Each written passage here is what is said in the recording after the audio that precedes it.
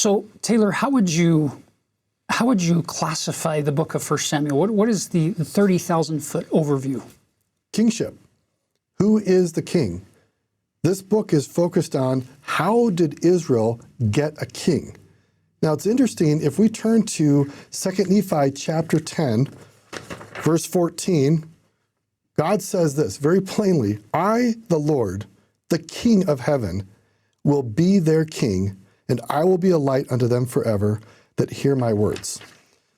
So Jacob is living, from the Book of Mormon, hundreds of years after the time period of 1 Samuel, but he probably understands what's going on in 1 Samuel of how we'll see the Israelites want a king so they can be like all the other nations. So the narrative is setting up, how do we get to a point where the people rejected the judges, like Samuel, and why are they clamoring for a king to be like all the other nations, and why did God allow them to get what they wanted but not what they needed? And I find it significant that so much of what's going on in the rest of the Bible is a question about who is the real king. And if you look carefully at the Book of Mormon, much of the Book of Mormon narrative is driven by that very question. Who is the real king? It's God.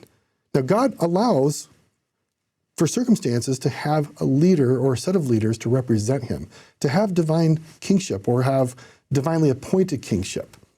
And how people are willing to listen to God's commands and obey him through the divinely appointed leader is what makes the difference between prospering or not. We see that throughout the Book of Mormon.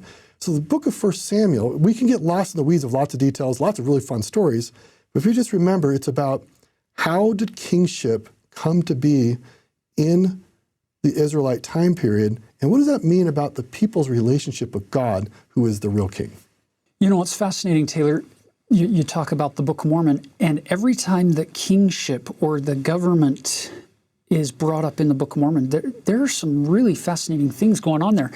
Nephi, the people wanted him to be a king, and he didn't want for that, but he said, nevertheless, I did unto them that which was in my power. And we will talk briefly at that Nephi did all the things that God expected of a king, and yet he refused the title. And my personal opinion is he had read the Old Testament and realized the problems of human kingship. Which is fascinating, because then when Jacob takes over, there in Jacob chapter 1, he talks about Nephi, and he says, unto whom you look as a king or a protector, which, isn't that interesting in the Book of Mormon context there early on?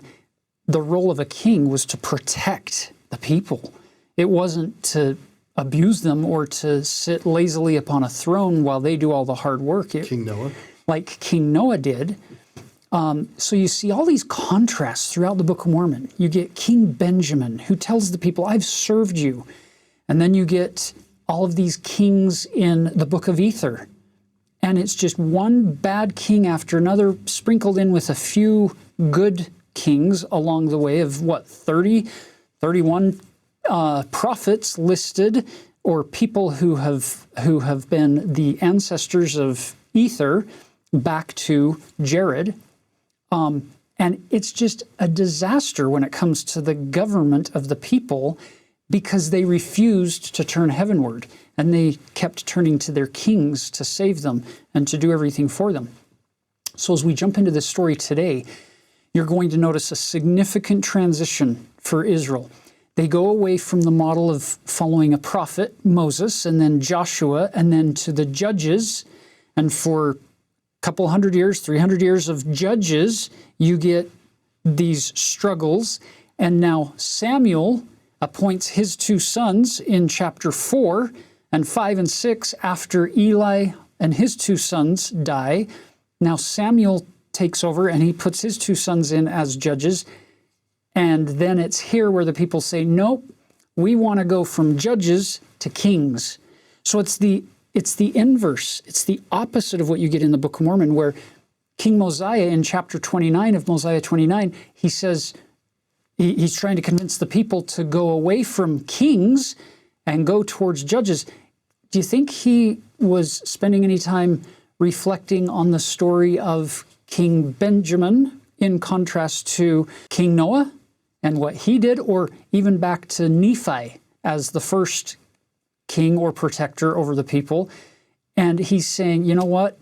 I've just read the story of the Jaredites. I've translated the record in Mosiah chapter 28. Let's get away from this idea of kings and let's go to judges instead. So there's kind of your inverse story of what we're covering here in the Bible.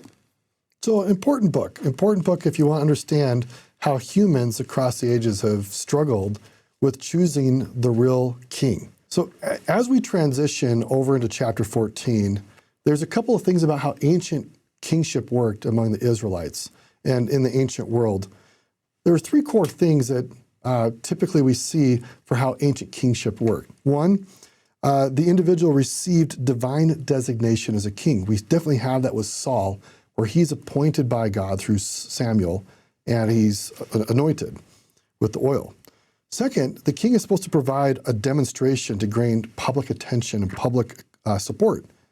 Now, what we notice is in chapter 11 of 1 Samuel, Saul has not yet had a chance to proclaim himself through his deeds.